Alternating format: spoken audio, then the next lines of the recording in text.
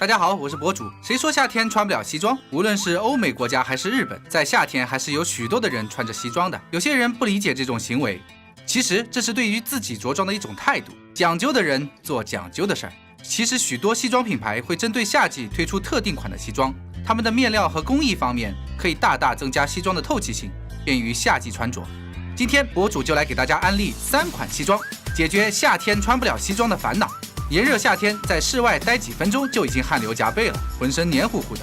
所以我第一款推荐的就是亚麻西装。亚麻是一种天然的植物纤维，它的吸湿性杠杠的，能吸收自身体重20倍的水分，以及它轻盈的透气性，在夏天穿着时不会有黏黏的感觉，始终能保持干爽。在夏天我会选择穿着颜色明亮的亚麻西装，里面搭配相同面料的衬衫，然后再穿一条5分裤，整体看起来就会非常清爽，最适合日常穿着了。虽然亚麻面料有众多优点，但它特别容易皱，不方便打理，不适合每天穿着，而且亚麻西装不太适合出席隆重的场合，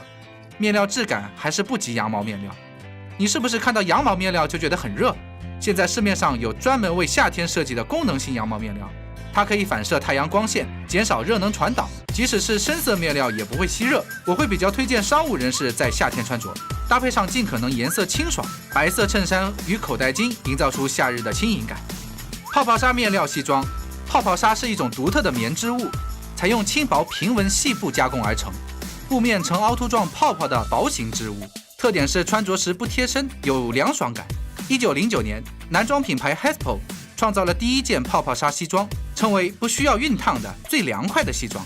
在接下来的几十年里，泡泡纱在享有盛誉的学院以及绅士之间大为流行。当时所有的绅士们在海边度假时穿着的都是泡泡纱西装，所以出行海边度假时可以选择它，挽起袖子，搭配穿白色 T 恤和奇诺裤，再加上一双罗马凉鞋，这就完美了。在这里，博主想说几句。身边有些人会觉得夏天这么热，穿西装是不是装之类的话，博主认为这其实不是装。做一个精致的猪猪男孩没有什么不好的，这说明你对自己是有追求的，不要在乎外界的看法，做你自己想做的事情就好了。好了，博主很忙，我们下期再见。